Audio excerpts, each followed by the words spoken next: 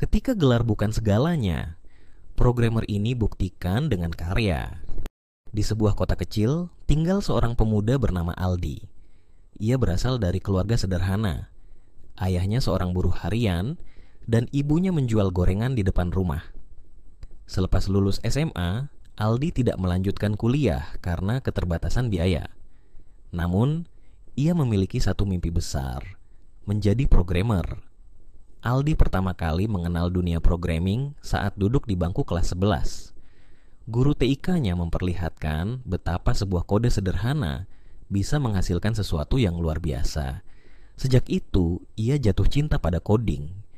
Setiap malam, ia menghabiskan waktu di warnet, belajar dari tutorial gratis di internet, mencoba membuat aplikasi sederhana, dan mengikuti forum-forum diskusi online. Namun, jalan menuju mimpi Aldi tidak mudah. Lingkungannya memandang sebelah mata pilihannya untuk hanya menjadi seorang programmer tanpa gelar. Teman-temannya mulai kuliah, sementara Aldi dianggap gagal oleh banyak orang. Tak jarang ia mendengar cibiran.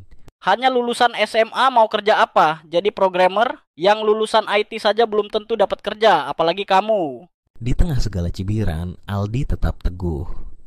Suatu malam, ia membaca tentang hackathon, kompetisi membuat aplikasi dalam waktu singkat. Dengan semangat, ia mendaftar meski harus meminjam laptop teman dan tidur di kursi peserta karena tidak punya uang untuk pulang. Aldi membuat aplikasi sederhana untuk memetakan lokasi UMKM di kotanya. Tak disangka, karyanya mendapat juara kedua. Saat penyerahan hadiah, juri bertanya, "Kamu kuliah di mana?" Dengan sedikit gugup, Aldi menjawab, Saya belum kuliah, Pak, baru lulus SMA. Mata juri itu berbinar. "Potensimu besar. Gelar tidak selalu jadi ukuran. Apa kamu tertarik magang di perusahaan kami?" Aldi pun memulai karirnya sebagai intern di perusahaan teknologi kecil. Hari-harinya penuh perjuangan. Ia bekerja lebih keras daripada siapapun di tim. Ketika rekan kerjanya pulang, Aldi tetap tinggal, mempelajari framework baru, atau debugging kode sampai larut malam. Ia percaya, meski tidak memiliki gelar, ia bisa membuktikan dirinya dengan keahlian. Rekan-rekan kerjanya sering mengoloknya. Anak SMA mana ngerti teknologi enterprise, jangan sok tahu deh. Aldi hanya diam, memilih menjawab dengan hasil kerja. Dalam setahun, ia dipromosikan menjadi junior developer, lalu setahun berikutnya menjadi developer utama. Puncak perjuangan Aldi datang saat perusahaan menghadapi krisis besar.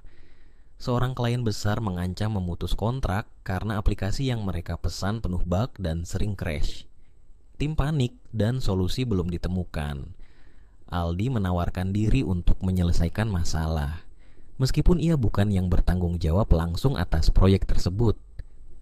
Selama 3 hari tanpa tidur, Aldi membangun ulang aplikasi dari awal dengan algoritma yang lebih efisien.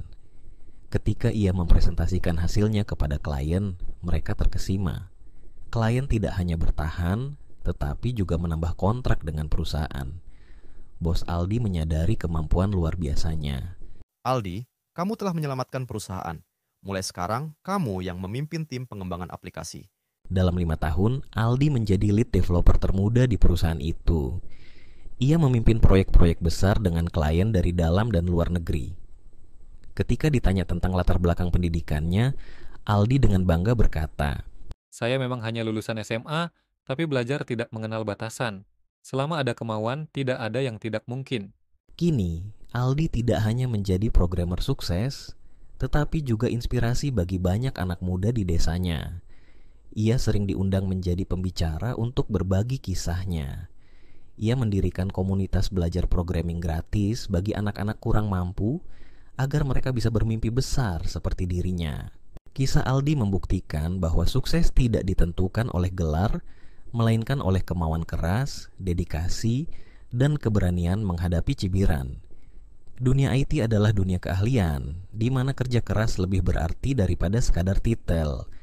Jika Aldi bisa, kamu pun pasti bisa. Tetap semangat. Terima kasih sudah menonton. Jangan lupa untuk like, share, dan subscribe agar kalian gak ketinggalan konten seru berikutnya. Sampai jumpa di video selanjutnya.